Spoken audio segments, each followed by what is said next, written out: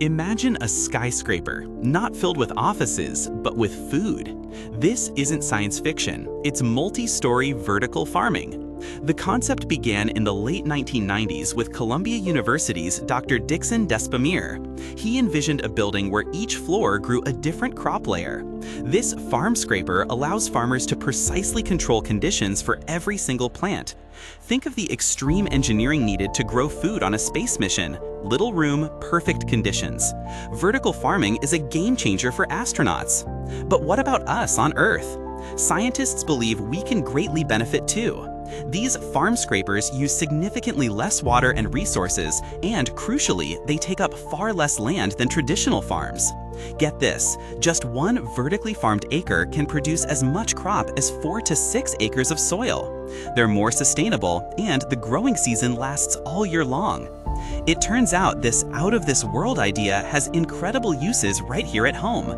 What do you think about food grown in skyscrapers? Let us know in the comments below. Don't forget to like and follow for more fascinating innovations.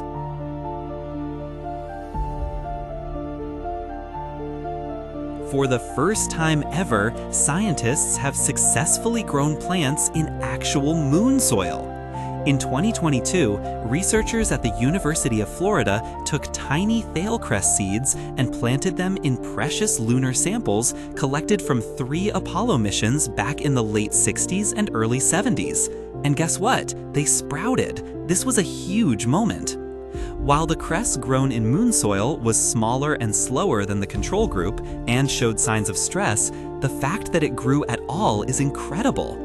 As project researcher Robert Furl put it, showing that plants will grow in lunar soil is a huge step in being able to establish lunar colonies. This amazing breakthrough could pave the way for longer space missions and even future settlements beyond Earth. Growing plants on the moon is no longer just science fiction, it's becoming reality. What do you think about lunar farming? Let us know in the comments below. Don't forget to like this video and follow for more cosmic discoveries.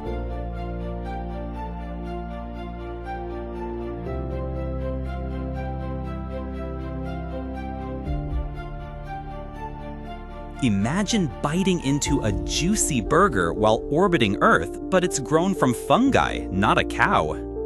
Feeding astronauts on extended space missions is a huge challenge. That's why NASA and the Canadian Space Agency launched the Deep Space Food Challenge, seeking radical new ways to make food in space. In May 2023, the contest's second phase in Brooklyn showcased revolutionary ideas. A standout was Colonel Deltec, who presented fried cheese and burger bites. The catch? Both were made from Fusarium venenatum, the same fungus found in corn. Their ingenious method involves growing and harvesting this fungus in microgravity using compact bioreactors. This yields a protein-rich gray powder, which they transform into delicious, space-ready snacks. Fungi-based food could truly be the future of space cuisine, turning tiny bioreactors into orbiting kitchens. What do you think of fungi burgers? Let us know in the comments, and don't forget to like and follow for more futuristic food tech.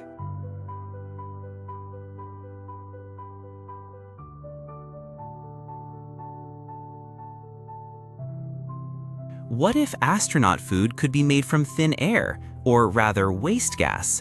While Colonel Deltec is innovating, they're not the only ones in the Deep Space Food Challenge. Meet Solein, a revolutionary protein powder from Finnish company Solar Foods. And no, it's not Soylent Green, that's made from people. Solein is grown from edible bacteria that thrive by metabolizing hydrogen gas. Here's the clever part. Life support systems on spacecraft produce hydrogen as a byproduct when extracting oxygen from water. This gas is usually just thrown away, but Solar Foods' brilliant system captures it, using it to cultivate their Solein protein. They say this versatile powder can be transformed into almost any food astronauts might crave, from savory dishes to sweet treats. They've even wowed audiences by making fortune cookies from Solein, showcasing its incredible potential for future space missions. Turning waste into food is a game changer for space exploration. What do you think about Solein? Let us know in the comments, and don't forget to like and subscribe for more innovation.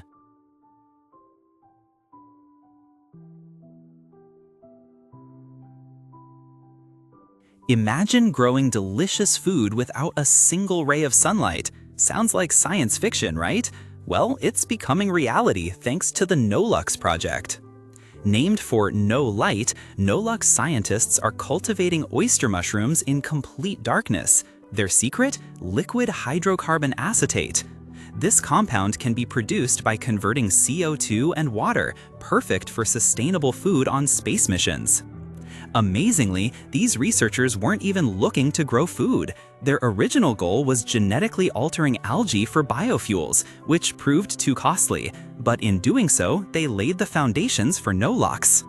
Now, they estimate growing mushrooms with acetate in a 70 cubic foot reactor could yield 18.7 pounds of food daily. This isn't just about fungi, it's a giant leap for sustainable food production, especially for future space travel. What do you think about food from CO2 with no sunlight? Let us know in the comments. Like this video and follow for more future tech.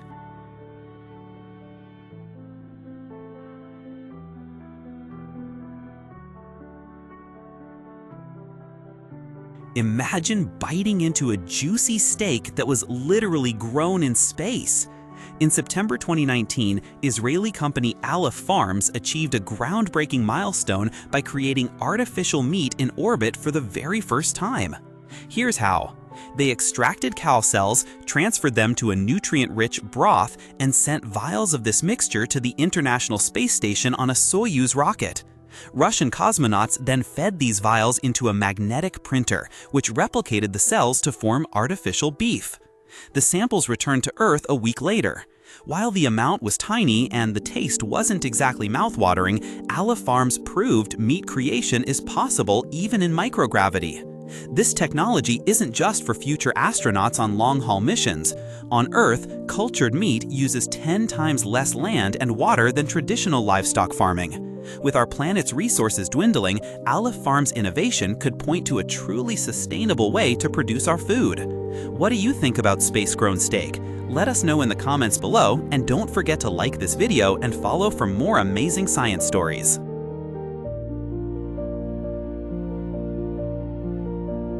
Imagine bacteria in space. Not a sci-fi plot, but a real scientific discovery involving Salmonella. This common food poisoning culprit was sent to the International Space Station in 2006 and 2008. The surprising finding?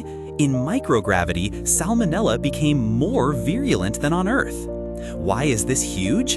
The conditions in space, like low fluid shear, are remarkably similar to those inside our intestines. This helps researchers understand how Salmonella behaves within the human body. This insight is already boosting food safety and opening doors for new treatments and vaccines here on Earth. Cheryl Nickerson's team at Arizona State even found that simply altering ion levels can prevent this supervirulence. This could be a game changer for treating infections. As NASA plans longer missions to the Moon and Mars, protecting astronauts whose immune systems might weaken in space becomes critical. Understanding these microbial threats is vital for safe space exploration and improving health right here. What do you think about bugs in space? Let us know in the comments, and don't forget to like and follow for more fascinating science.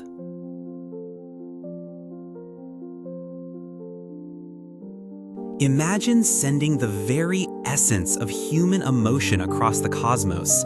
In 1977, NASA's Voyager mission launched 2 spacecraft, each carrying a golden record, a time capsule for alien civilizations.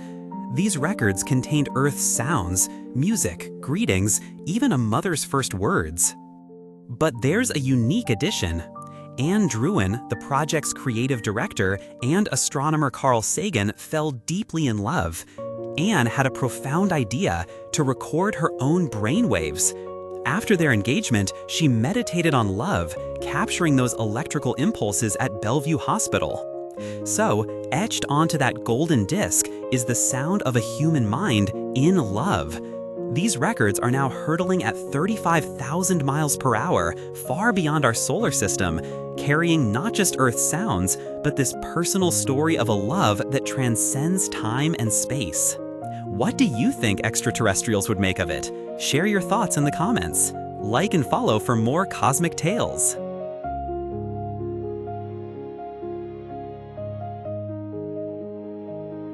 Could life truly begin in space? In the 1990s, scientists launched sea urchin eggs on rockets to find out. Surprisingly, these eggs could get fertilized by sea urchin sperm and start developing into baby sea urchins even while floating in zero gravity. The earliest cell divisions happened correctly, proving early life isn't necessarily messed up by a lack of gravity. But here's the curious part, the sperm's zero-G mystery. If those eggs spent time in space unfertilized, they couldn't start development once back on Earth.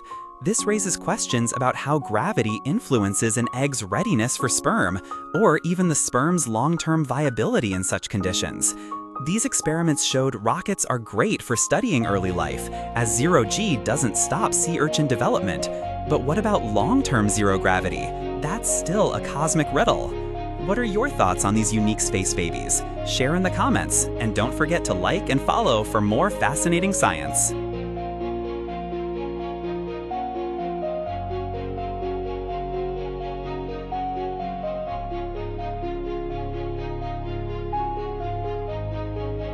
Imagine taking a piece of history on the most incredible journey. That's exactly what Neil Armstrong did in 1969. When Neil Armstrong became the first man to walk on the moon, he carried a tiny but profound tribute, fragments of the Wright flyer.